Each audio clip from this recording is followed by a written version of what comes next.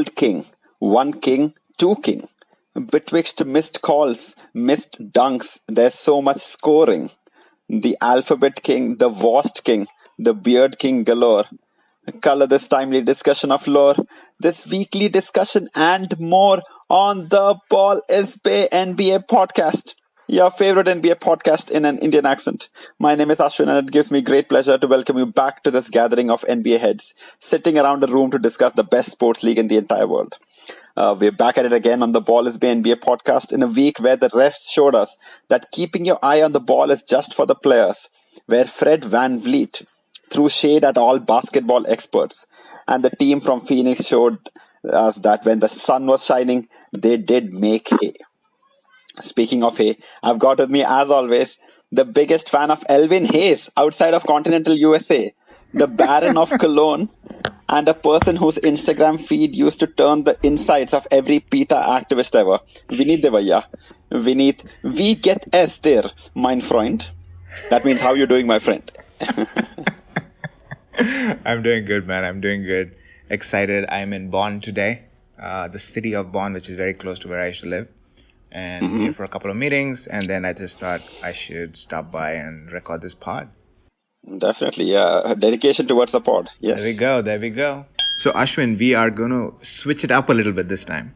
And in this pod, I'm going to be asking the questions for a change so that I can feel the immense pleasure that you get from asking me questions. I shall derive the same pleasure asking you questions and listening to your So I was initially opposed to the idea, but I think I want to feel the pleasure of, sounding smart on the spot for once. So I'm going to take that pleasure. Yes, and I feel that you should be given the opportunity, because a lot of people have complained, our listeners have always complained, why don't we get Ashwin to answer the questions? Why is only Vineet answering the questions? So here we go. Mom? Exactly. I guess that was the listeners like, why is Ashwin not answering any of the questions? Okay, Mom, I'm gonna answer the questions this time. All right. So I think one of the sort of the things that we have never discussed on this pod, or I hear never being discussed on anywhere, is the Nuggets. Right. Yes. The first thing they talk about with the Nuggets is Jokic is great, and then that's it. I mean, that's the literal end of the discussion of this team that literally, I think they were number 2 in the Western Conference last year, and now they are playing really well. I think they've dropped down to number 4. Number 3, I think, this week. I think number 4. I think they just fell down because they lost to the Lakers. And okay. And the interesting part about that team is that they have Jokic, who's kind of a superstar, but not really a superstar.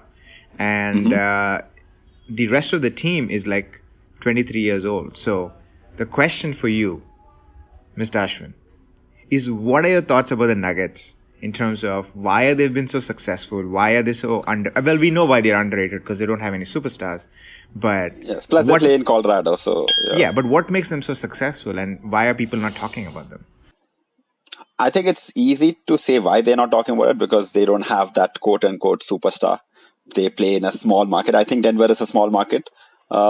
And they don't have many household names. I mean, Jokic's name only comes up when people are like, you can be 7 foot tall and be fat and still be, pretty effective. It's like you said, it's a pretty underrated team. Every single time they talk about them, it's only about Jokic or about Jamal Murray's quote unquote bad contract or Paul Millsap. But nobody really talks about them. And last year they were great. This year they started off a little flat, but I think it's not, the league is not just about the Clippers and the Lakers and Bucks. Denver is just as good a team. Not at that echelon. I think they are definitely, I think they are one level below. But why do you think they are a level below? Because they have been performing really, really well. They've been defeating all the top teams. I mean, the record was really good till the last week where they lost 2 games. Right. I think they started off the season really slow. Not they really. were not playing they very had well. 4 losses in total. So No. I'm not talking about the 4 losses. See, they're 13-5. But if you check the stats, they started off on a bad streak. And I think their schedule is also pretty, on the lighter side. But that's not why they are bad. The reason that, not bad, what I'm trying to say is, the reason why I say that they are a step below is Jokic this season has not been scoring as much. Like last season, I think That's he true. had a little Yeah. more output. Jamal Murray it was his breakout season. I think probably the reason why he got that big ass contract. And it doesn't feel like, Paul Millsap has gone better, but as a team, they still have some bad habits. They are little sluggish in the fourth quarter. They don't rely. They don't rely. They move the ball well, but the shooting is not great. They are 23-year-olds. We must give them that respect. They're kind Yes. of the Thunder in that Thunder. way. That Yes. really, really young players. But I think it's just they're never gonna get that respect, and I don't think they have what it takes to win that league. But still, I mean, they are a really good team, and you have to play really well to defeat them. It's not that they are a walk in the park. So I think they are in one of those. In the NBA, there are teams that you cannot take lightly. Even if they play bad, Right. you cannot take Right. them lightly. But I think the Nuggets are one of those teams that you absolutely cannot take lightly because they really play well. Even especially at home, but even away Even games. away games. Okay, that's cool. That's Yeah, cool. even away games. Okay, and what's the thing that you think makes Jokic so special? Like I obviously See, for me the now the thing is, what I want to say is, it might be a little bad habit because I'm getting back into the hosting, but the only person I've ever heard talk about Jokic and the Nuggets, to be very honest, is you, even on the spot. I think we were talking about them last week being a threat. So, what is it specially about Jokic that this season you have liked, Vineet? wait, what? This whole thing was supposed to be me asking you questions. But that's what we switch it up. I mean, you can ask the next questions, but because see, you've always thought that Jokic not only is a smart player, but also he knows his limitations and all. So, what has impressed you the most about him this season? I mean, I think for me the reason that I feel Nuggets win and win really well is because of Jokic. I mean, he's the center player, but he doesn't come off. I mean, he always says this, and I interviewed him on the All-Star weekend time. Shout out to Yeah, the and I asked him All-Star this weekend. question, which is like, do you prefer scoring points or making assists?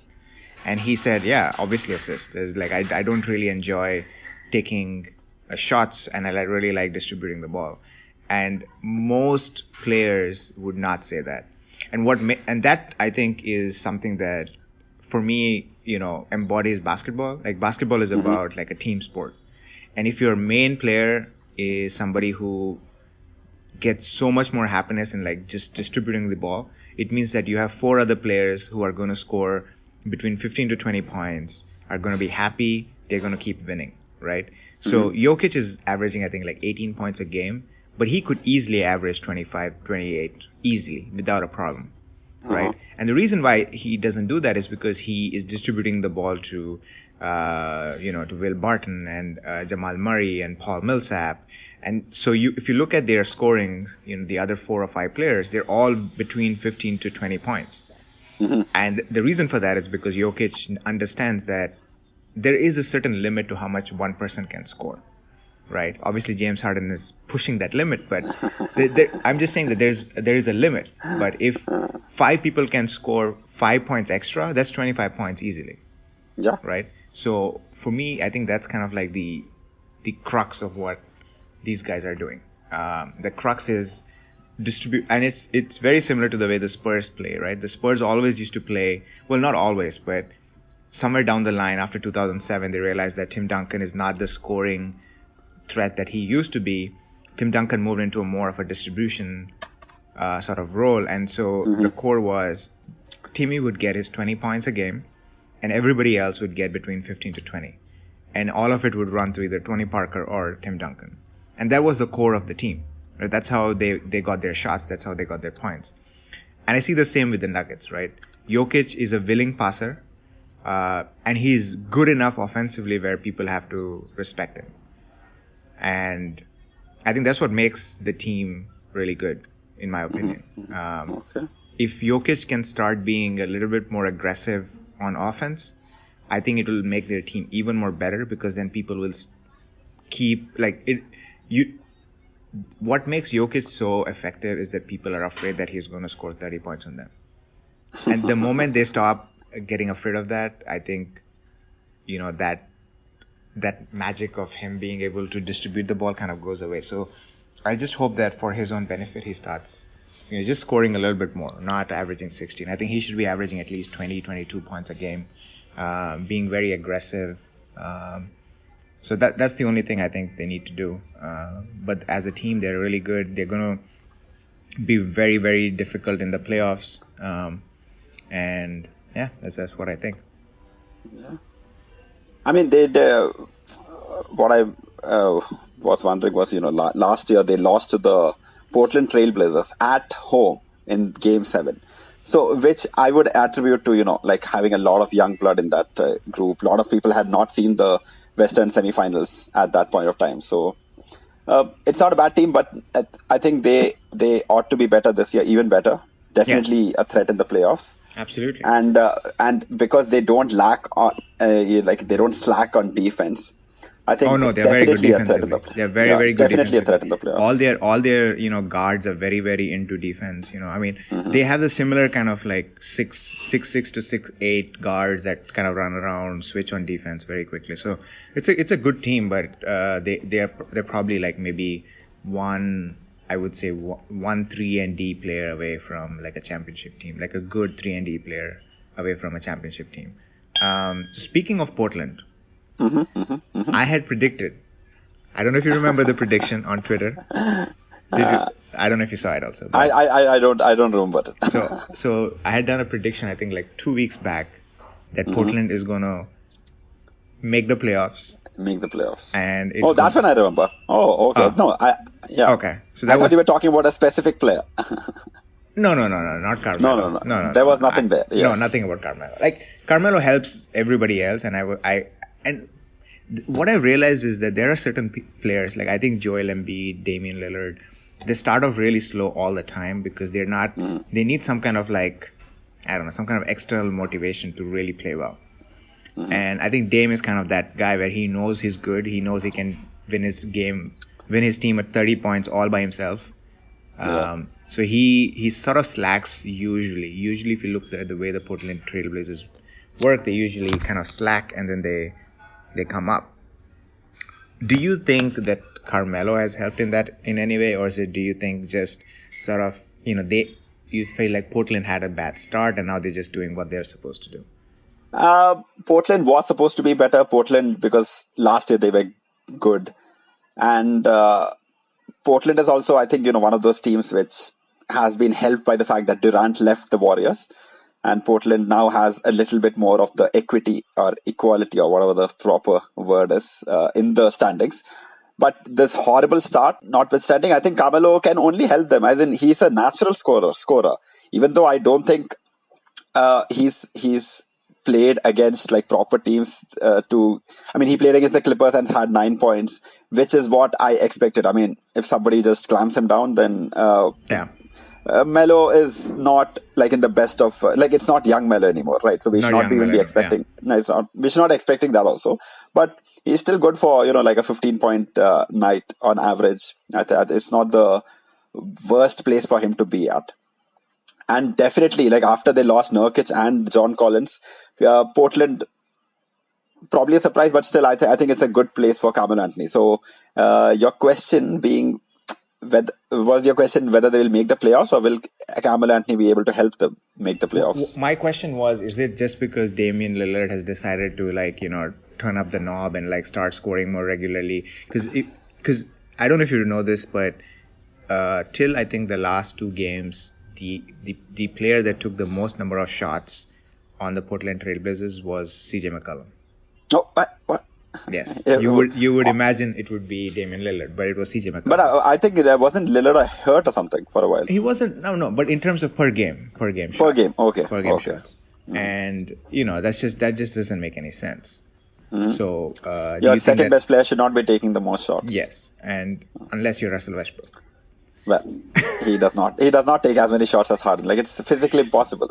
I meant for the last 13 years. Oh, you mean for when? Okay, all right. Anyway, so Russell Westbrook hate aside, do you think it's just because? Do you think it's a Carmelo effect, or do you think it's a Damian just getting his shit together effect? I don't think there's any Carmelo effect or anything. I mean, no disrespect to the Western Conference Player of the Week, but I don't think Carmelo effect is anything. Like Dame will do his thing regardless, and he's a fighter. Like he's a proper dog. He will make sure that he carries his team forward. And even though we usually say that once in the Western Conference you slip, uh, it's very difficult to catch up. But I think Portland is what, ninth? I think right now in the Ninth now. standings Yeah. they are ninth. They're one They're game ninth. away. We are one game away from the playoffs. And it's Phoenix in front of them, so Phoenix I think and they Timberwolves, should be yeah. fine. So I mean, I don't expect Phoenix to, stay in that place. So I think Portland should be making it to the playoffs, but I expected more from. I mean, I know they're hurt. I know their big guys are hurt, and it's not the same team that was there in the conference finals last year. But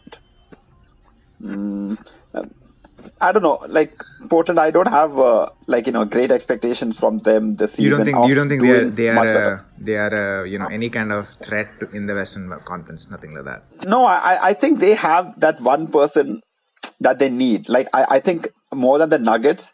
Personally, I don't think the Nuggets are 3-and-D player away from a championship, but I definitely think Portland is like one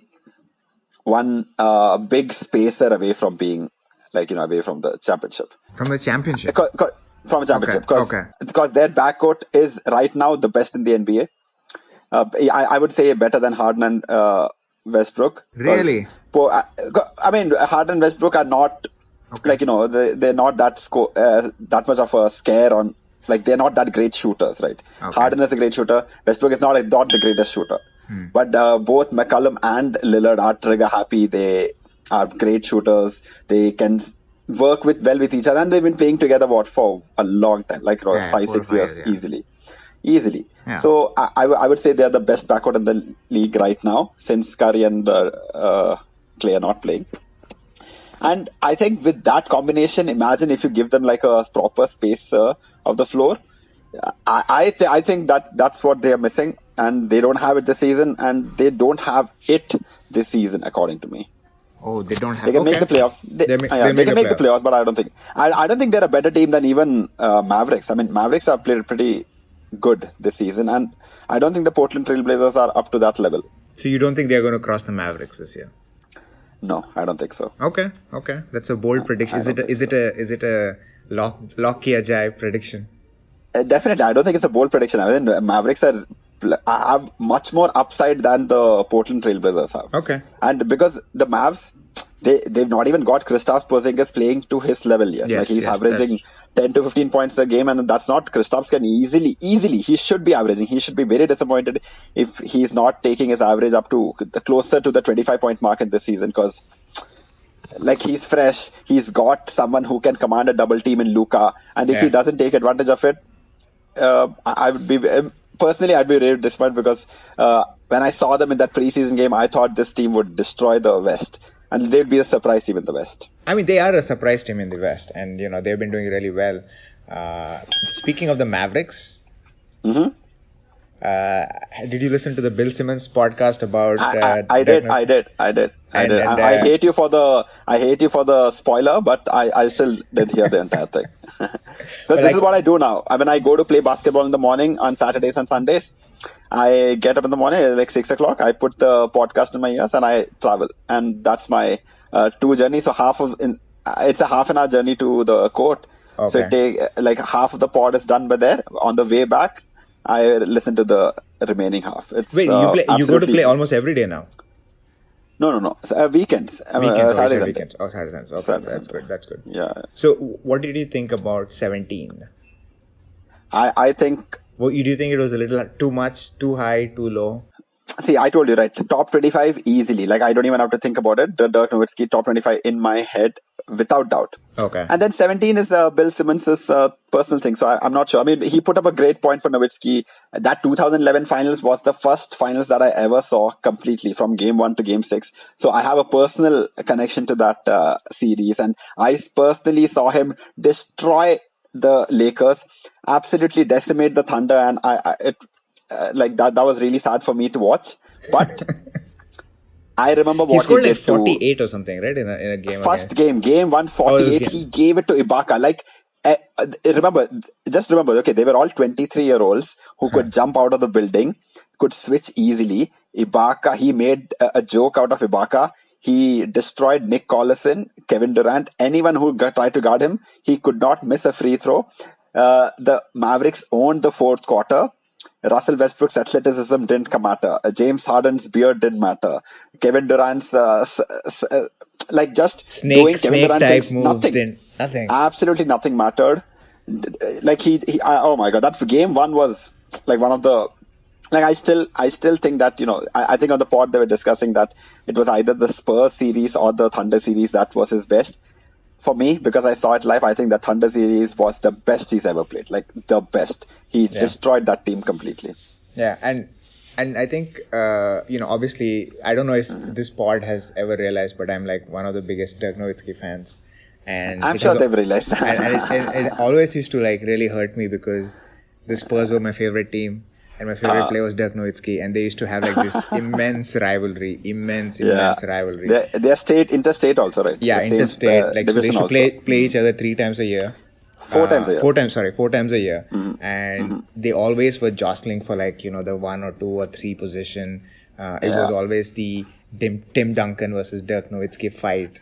And I always used to feel, man, like Spurs had everything. They had a great team, great coach, everything like that, the system. And here you had Dirk Nowitzki with like scrubs, like literal scrubs, just giving it to the Spurs year in and year out. And that's what kind of like got me really to like Dirk Nowitzki was that he had this thing where it didn't matter who your team, like his team was, like he would just take them to 50 wins. And I think those kind of players don't exist anymore for some weird reason. Like there's none of these players just say, okay, you know what, screw it, I'm just going to take this team. And remember, this was like in a loaded Western Conference. You had the Phoenix Suns, the great Phoenix Suns. You had the great Lakers.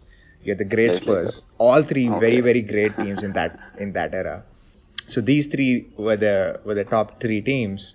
And then you had the Mavericks. And Mavericks used to consistently defeat them. And they went to the finals once where they got robbed. Completely robbed because of the refs. Completely robbed. And that was the reason for that was because Miami was always, you know how like sometimes they bigger market. The bigger market. They had Shaquille O'Neal there. They had Dwayne Wade, the Flash. So Dirk was completely robbed of that one.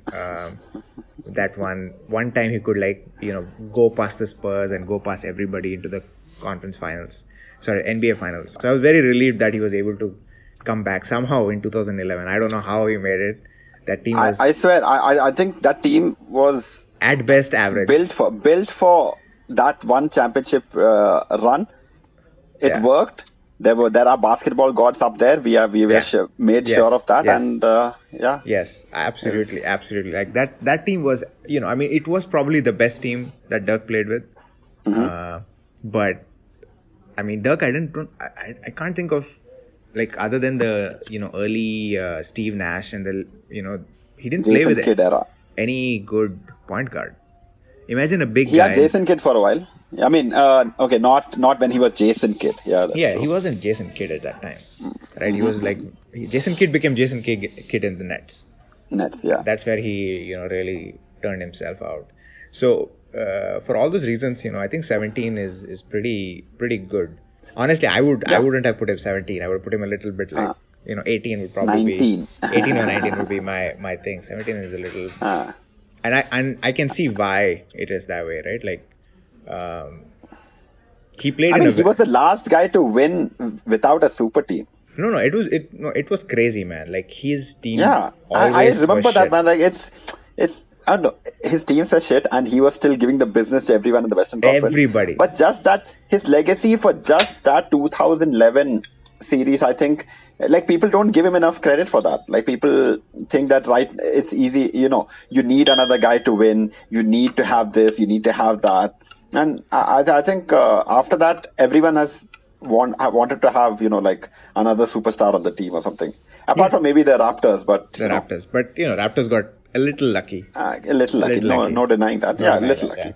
Yeah. So anyway, now that, Dirk has gone, we have a new champion, a new king a new tiger, if you may, because that's his apparent thing, right? He's a tiger. That's He's a his tiger. thing. Luka's a tiger. Yeah, he's got a tiger tattoo, and they Oh, call him the yuck. tiger. Yeah. Okay, okay. Right. So Tiger's pretty Indian though. I mean, he's European, whatever. no, he's Uh, pretty Indian because his grandmother used to come to India a lot. oh, are you serious? He told His me this grandmother came to personally. India. He personally told me this tidbit. There is That video Vinny, document. my grandma used to come to India a lot. Yeah, he said that. Oh, he said that. He did say that. You He did did share say that that. video. I did share that Yeah, video. yeah. For that, go to our Yeah. Instagram at ballisbaypod to see the video. Yeah, it'll be there. It is there. It's It is there, there. I okay. think it is there. Yeah. It is there. We can reshare it again. That's not a problem. Of course. Yeah, yeah. Not for. Yeah. So there is a huge comparison of the way Luka plays and the way LeBron plays. They are great distributors of the ball, difficult to guard, one-on-one. Mm-hmm. And I think for the both of us, they are probably the superstars that we have seen. Maybe KD, come into the league.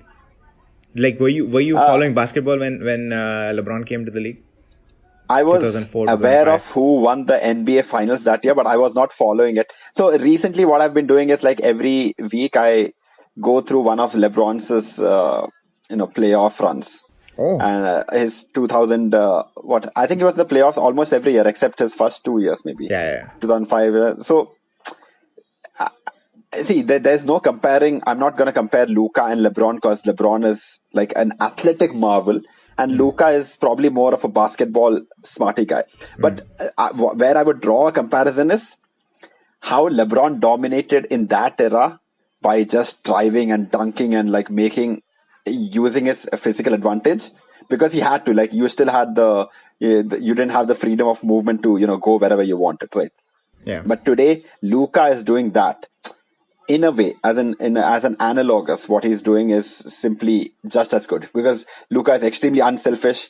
He gets rebounds. He's not just trying to run forward and trying to make a play. He's averaging 10 rebounds a game right now.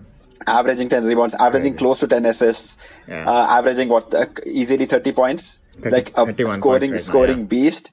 Very good shooting, and and he's so good that the Clippers double teamed him, which is, I think, a sign of respect in the NBA today. That we cannot stop you one-on-one. We have to do something. I'm sorry, Luka. Yeah. The moment, I think you have to be an exceptionally great scorer exceptionally great, unstoppable. Not even great, unstoppable. I think when you cannot be stopped. Otherwise in NBA, however bad you're in as an NBA player, you can play enough defense to stop somebody.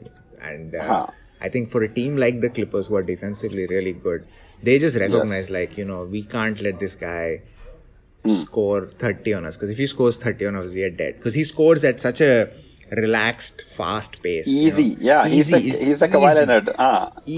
Just easy. Easy 30. You'll just be watching the game, maybe Lucas scored 10 points, and be like, what, 25? You're right.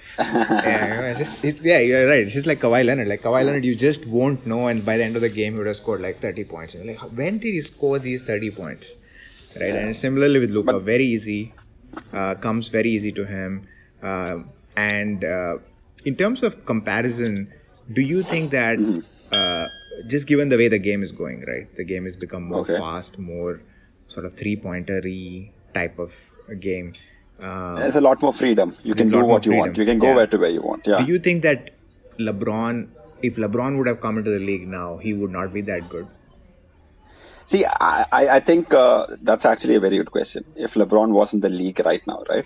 It's if LeBron and Luka came into the league right now, right? So LeBron and Luka, same class, same everything. Do you think LeBron would be as good as Luka? I don't think it'd be as good as Luka because I think if I remember correctly, LeBron was not as good with the 3-point shot early in his career, and I think because Luka is a much better shooter, he would have been able to space it much better. But what I would say is, whenever there's criticism of LeBron not being able to shoot well, I have never seen LeBron scared to take a jump shot, even when he was in the beginning of his thing. True. His first points in the NBA was a jump shot, a baseline jump shot.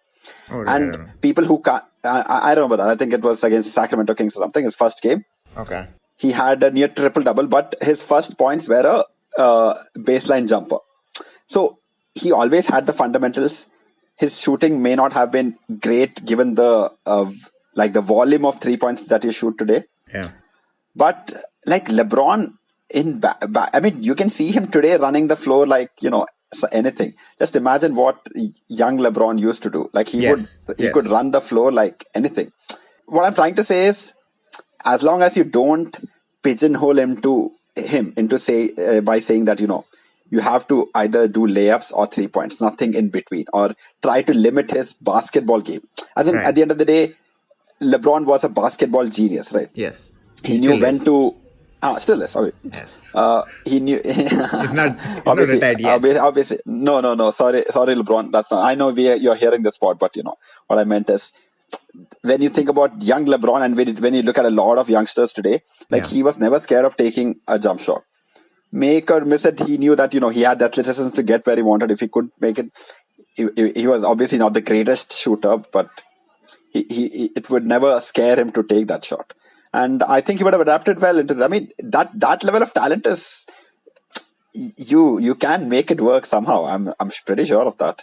Okay. I mean, I'm pretty sure of that. And in terms of like what situation they got into, what was the better situation? Do you think the Luka getting into the Mavs is the better situation, or do you think LeBron getting into the Cavs was a better situation?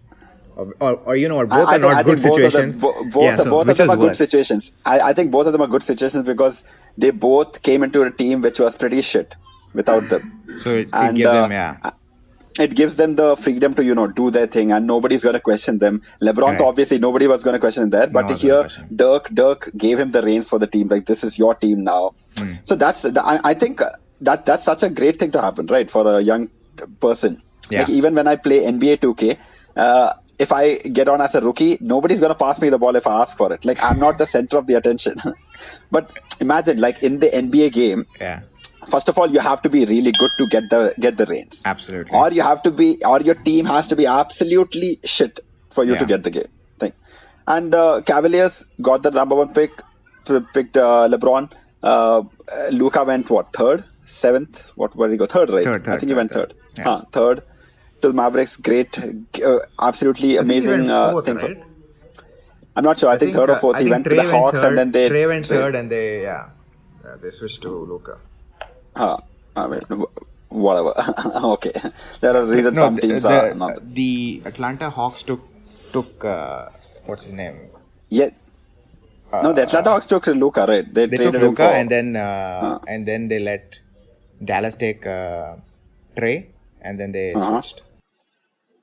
But whatever they did, Luka is now on the Mavericks, and absolutely he's got a free reign. He's proved that he deserves it. And I think if you ask him if you need an objective answer for who was on the worst team, I think probably Luka, because he plays in the Western Conference. Like, LeBron probably had a little fewer more easy games. I think that really matters, because every day Luka plays a very quality team. It's not even close. Whereas I think when he came into the Cavs, the Eastern Conference. In 2003, who was in the Eastern Conference? We had Pistons, I think. You had the Pistons. But that's it. Yeah, that's it. They were the only good team then. That's it. Yeah. Yeah. Pistons. And you had the Philadelphia Sixers and all these teams, like alto teams. Yeah, I'm not sure they were that good. I mean, I don't remember it that well, but. The Pistons were the only legit. Pistons were the vanguard for the Eastern Conference. Like, they kept making the Eastern semifinals, and I don't think there was anyone better than that. And I think that's fine. Like, you have one team versus in the West, like, you have so much shit to go through. Absolutely. And I think both of them probably face the same kind of media, but I think LeBron more because he was heralded as the next big guy, and what he's done achievement wise, I don't think it's fair to compare, because Luka's just started. So obviously, I'm saying No, I meant. Like, expectation versus what they ended up doing at that period of time. Yeah, I mean, I think LeBron exceeded expectations, and those expectations were very high. Oh, yeah, exactly. It was not like they expected one all-NBA team and he made 5. No, they expected 10 and he made 15. That kind of thing. Yeah, absolutely. So I hope Luka, remains healthy, which is very important for today's game. That's what. And so the last question for today is, oh my God, from my end at least, is the Rookie of the Year sort of battle. If it is a battle. Well, All right. So, who are your top 3 or 4 favorites in terms of rookie? I mean, I don't have obviously top three Zion and is four, not man. yet. I Oh, have, you don't have yeah. top. Okay. Top three and all is too much, man. Like the rookies are the good rookies are all on the Miami Heat, and I don't watch the Miami games. Little at the wrong time. Okay. I only That's watch true. the ones when they play Oklahoma or Houston. Hmm. But yeah, I mean Miami is also doing very well. Shout out to the Miami Heat. I think they're number 2 in the conference. Number 2, Eastern number Conference. 3, yeah. Number 2, I think, in the conference. So shout out to them because I love Jimmy Butler and that team should do well. I love Jimmy Butler and Jimmy I Butler was hope in the the team top does 15, well. by the way. Yeah, of course. Jimmy Butler was in the top 15. Jimmy Butler is a good team, man. Like, No, Jimmy Butler and is I'm good. sure, yeah, definitely. It's good. I mean, I think he's like, he can't be the number 1 player in a team, though. I mean, he can be, but that team won't do very well. That's what I mean. Yeah. I mean, we both also can be number 1 players in a team. Yeah, I'm auditioning for this under 12 team. I'll be the best player on that team. Yeah. No, I'm kidding. No, I'm kidding. It's a joke. I was like, It's a joke. Okay. Under 12. So Okay. let's go. Like, what's your top 2? I mean, let's Top 2. switch it go up a little top 2. bit. You top 2, fine. See, the thing is, I expected Johnny, what's his name, Zion, to be the guy. I would have put all my money, whatever thousands I have, I would have put all of it Rupees. in a bet for rupees. Yes, obviously, rupees. In favor of Zion Williamson, but that didn't work out. So I think I'll go with Ja Morant for me. I think he's again in one of those nice situations where he can take charge of a team. Yeah. Playing as a point guard, he has great moves. Nobody really expects Memphis to do very well, so he can do his best. He can doesn't have to face the spotlight and think. They let Mike Conley go, so that that whole place That is there whole for era him. is kind of gone, and they're looking for a new Exactly. champion. Yeah. That whole thing is there for him. He's played some very good games, a couple of game winners and all, but overall, I think right now, I would say if I had a vote, if the NBA gives me a vote, I would have voted for Ja Morant. Yeah, same here. But also, I feel this RJ Barrett got a tough deal, going to New York Knicks, which is, I don't know, it's like a curse. Why would you end up on the Knicks? He could have gone. I know it's not his choice, but maybe if he had gone to a better team, maybe you could have seen something. But I think RJ Barrett really, I mean, if you look at the, RJ Barrett and Ja Morant's cases, they both went into shitty teams. I feel like RJ Barrett could have been a little, I mean, and let's be honest, it's not like the Memphis are doing really well. I think they have, they have 2 or 3 different games, but in terms of taking over games, taking big shots, taking decisions, playing, running the team, I think RJ Barrett could have done it, but for some reason he's not really doing it. And even he was the, number 2 pick, I think, or number 3 pick. I think number 2. Number 3. Number 3? Yeah, number 3. Number 2 is Ja Morant. Oh, yes. Yeah.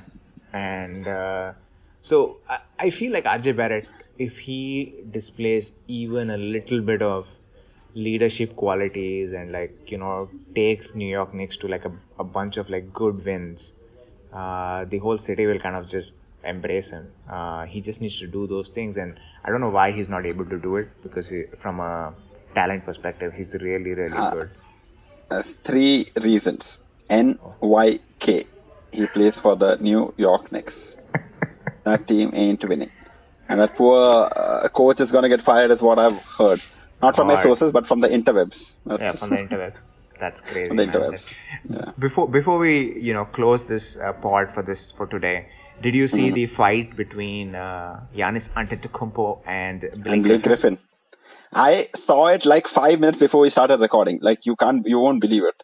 Oh wow! 5 minutes before I started recording, it came as a suggestion on YouTube.